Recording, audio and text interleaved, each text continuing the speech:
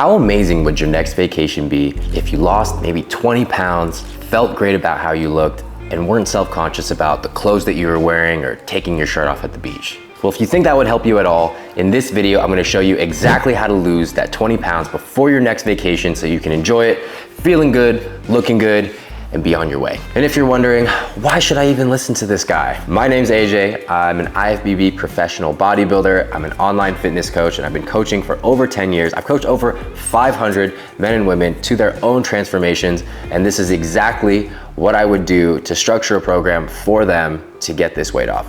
So let's get into it. Well, first I'll start off by saying if your vacation is in like a week or something like that, you're too late. It's too late for that vacation.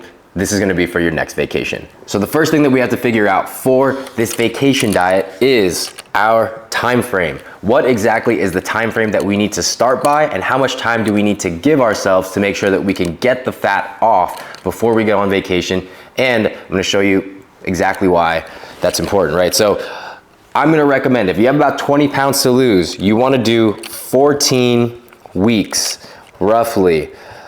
The reason it's 14 is you're gonna have 12 weeks where we're gonna be going hard, on track with our diet, losing the fat, and then the last 2 weeks, I'll tell you what we do with that later. But this is about where you wanna plan to start your diet. About 14 weeks out from the vacation. So the second thing we need is calories. How many calories do you need to eat in order to be in that area where you're gonna be losing fat? How are you gonna get to the caloric deficit?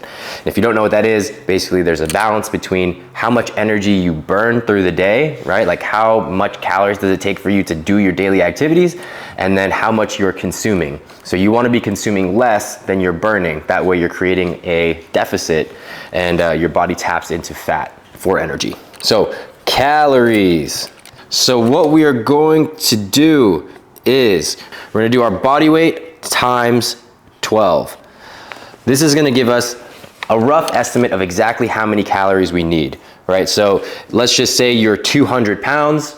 200 pounds times 12 would be 2,400. So 200 pounds times 12 equals 2,400 calories, right? So that's just gonna be your starting point. As you go along through the diet, you're gonna have to make adjustments to this as you keep losing fat, but this is just gonna be your starting point. And this is assuming that you're working out 3 to 5 times a week, 3 to 5 weight training sessions, and then we'll get into that in a little bit, right? So now that we've got our calories, we wanna make sure that we get our protein.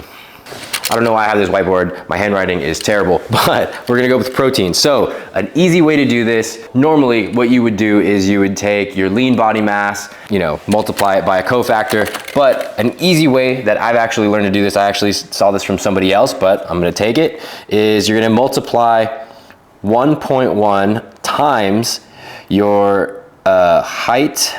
Okay, so for men, you're gonna be 1.1 times your height in centimeters. So for me, I'm 5'9", that's 175 centimeters. So 175 times 1.1 is roughly 190 to 195. So 190 to 195 grams of protein. That's for the men. For the women, 0.75 times your height in centimeters. You do the math, very simple math, but that's your protein and calorie goal. From there, you're gonna decide how many meals do you wanna eat. And so when you decide how many meals you want to eat, you're gonna break up your diet protein-wise, basically, and you're gonna split it between that many meals. So if you have, let's say you're me, right? I need 190 grams of protein. I'll round up to 200 to make it simple math.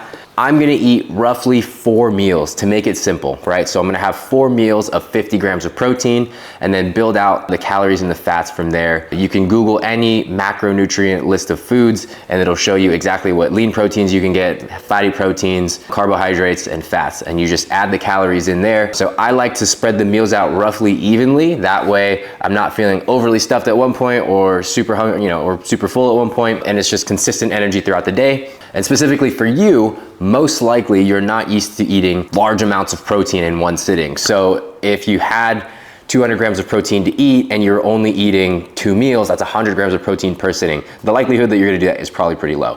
So typically you're gonna wanna break your meals up into 3 or 4 meals, or 3 meals and 1 snack, usually with the protein shake. That's usually the easiest way to do it, but you can figure out how you wanna do that. And then just track that in an app. You could use MyFitnessPal. I've actually been using Chronometer, so Chronometer. That's an app in the App Store and in Google Play. I like it. I'm not affiliated with them at all, but they do have a lot of verified food entries in there, and you can see the total daily macros and all that stuff. It's pretty easy to use, so I like that one. But basically you're gonna mess around with it and add foods into the diet, you know, maybe add some whole eggs, or, you know, bread for breakfast, you know, maybe some chicken thighs and rice for lunch, a protein shake and some rice cakes and peanut butter for meal 3, and then meal 4, you know, maybe top sirloin and some rice or some potatoes if that's what you like. Okay, so now that we've got that calculated out, the next thing you gotta do is figure out your workout schedule, right? So ideally, this calculation is made with the thought in mind that you're going to be working out 3 to 5 times a week. So if you're working out 3 times a week, I'm gonna recommend you do 3 full body workouts, because 3 times a week, you're not gonna be able to hit your body parts frequently if you're doing like a chest day, a back day, and a leg day. You know, like you're only gonna hit it once a week. So to get more frequency, you're gonna do full body workouts. So, you know, you're gonna do upper body movements and lower body movements all in the same day. You know, spread it out throughout the week as, you know, as much as you can. Your aim for the workout is gonna be to have compound movements predominantly.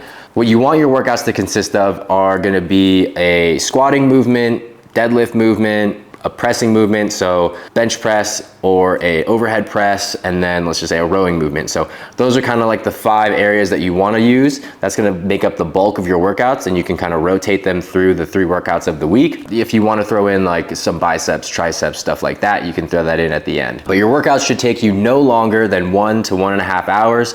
1.5 hours is kind of pushing it. Anything over that, kind of unnecessary. You're probably dragging ass in the gym and you don't need to be in there that long. That's for 3 workouts a week. If you're working out 4 times a week, you can either do an upper lower split. So that would be like an upper body day, so, you know, chest and back and shoulders and arms, and then a lower body day, you can do a quad dominant leg day, and then, you know, rotate back and forth, upper lower, same kind of thing, but the compound movements will be for, you know, upper body movements, and then you can do like some biceps, triceps, things like that, and then lower body movements, you know, so you do like a squatting movement, leg extensions, hamstring curls, things like that. I'm not gonna get all into that. I'm just trying to give you the outline. And then you can also do a push-pull legs push. So a push chest dominant, pull legs, push 2 would be shoulder dominant. For 5 days a week, you can do like push, pull, legs, push 2 again, and then like a back and hamstrings, like a posterior chain kind of day.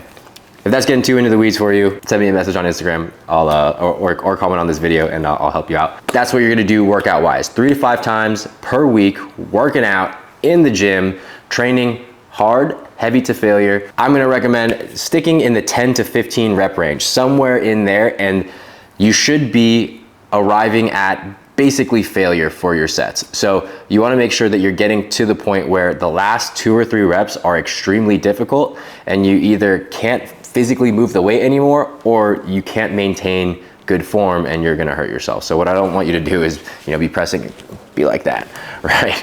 So 3 to 5 workouts a week, 1 to 1.5 hours tops.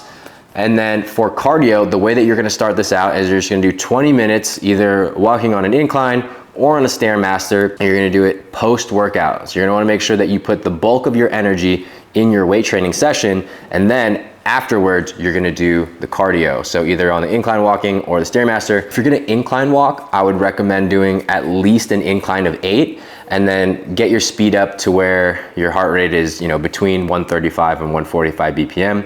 And then for Stairmaster, you're gonna do about whatever speed takes you to 135 to 145 BPM. That's gonna be where you start in the gym. And then steps wise, I definitely recommend tracking steps. So if you've never seen the TDEE chart, which is basically your total daily energy expenditure, how many calories you burn in a day, there's 4 places that you burn calories. The largest one is gonna be your basal metabolic rate. That is going to be basically how many calories your body burns at rest. So like if I just laid here and didn't do anything for the entire day, didn't blink, didn't do anything other than basically breathe, that's how many calories you would burn in the day. That's, you know, gonna make up 70% of the amount of calories you burn. The next highest place is gonna be your NEAT, which is your non-exercise activity thermogenesis. So basically that's every movement that you do during the day, like this with my arms, that all burns calories. And so part of that is like walking around. So that's actually a big reason that a lot of people gain a lot of weight as they get older, is just they become more and more sedentary. You're not walking around, you're not moving your body as much. We're gonna make sure that we wanna track how much we're walking, like daily steps wise.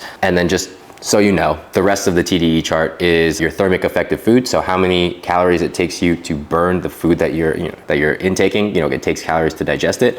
And then the smallest portion is your exercise activity thermogenesis. So how many calories you burn while exercising. I'll make a video on that later, but just so you know what that is. So we're gonna wanna track our NEAT though, because we wanna make sure we're tracking as many things as we can. That way, as we're going, we're tracking how does our weight respond? How's our waist? Are our pictures looking better? Is the scale going down, right? And then we can make the decision, right? Is the program working or is it not working? Because I'm following my diet, I'm eating a very specific amount, you know, let's say 2,400 calories and 200 grams of protein, and I'm doing 3 to 5 workouts a week, and I'm doing 20 minutes of cardio, and I'm doing X amount of steps. And then if all of that is in check, then we could say, all right, this isn't working still, or it's not working, and then we can make an adjustment. We can take more food away or add more cardio. So for steps, that's gonna vary a lot person to person. I typically just recommend figure out how many steps you take a day right now. So if you have an Apple Watch, I'm not wearing mine right now, or any kind of other step tracking thing, you can get like a really cheap Fitbit for like, I think 70 bucks or something like that. But track your steps and then just add 2,000 on top of that. So basically you wanna make sure like you're increasing your NEAT, but not really doing anything extra, right? So they're just like walking around the house, doing things like that. And then you're just gonna drink about a gallon of water. So 4 liters of water, gallon of water, that's gonna be enough. And that's pretty much the base of your vacation diet.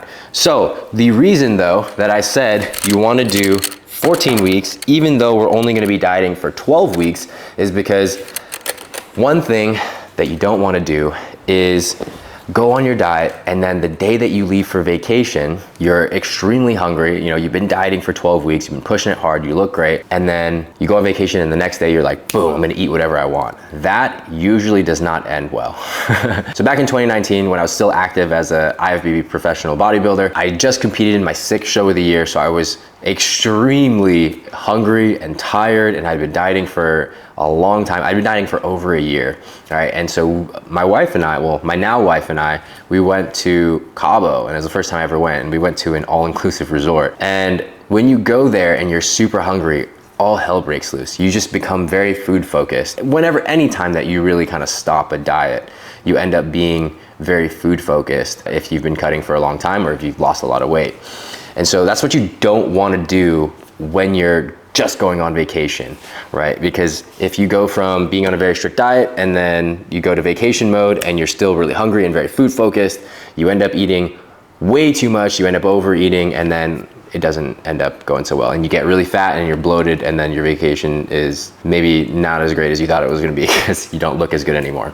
So the reason that we're doing 14 weeks is because at the 2 weeks out mark, we're gonna make sure that we start increasing our food. So we're gonna increase the food, decrease the cardio, and the goal here is that we take ourselves out of this extreme deficit where we're, you know, burning a lot of calories, not eating a lot of calories either, and we're super hungry, and we build that food back up so that by the time we go on vacation, it's really not that bad, and we're not as food focused, and that will make it usually a better experience because you're not overly food focused, you're not, you know, eating until you think you're gonna throw up or anything like that. You're able to kind of enjoy yourself, hang out, go on vacation, and enjoy your time. But that's kind of like the giant overview of what exactly I would do if I was going to get on a diet and go on vacation, because I am actually going on vacation tomorrow. I'm going to Hawaii. Hopefully that video was helpful. If you like the video, make sure you like the video. If there was something you had a question on, you can comment down below. I'll make sure to get back to it. If it's a big enough question, maybe I'll make another video about it. But if you're looking for help to lose 20 pounds in the next 90 days and you would like my help, you can make sure to book a call at the link below. We'll see if we'd be a good fit, get you to lose that 20 pounds. Boom. See you guys next time.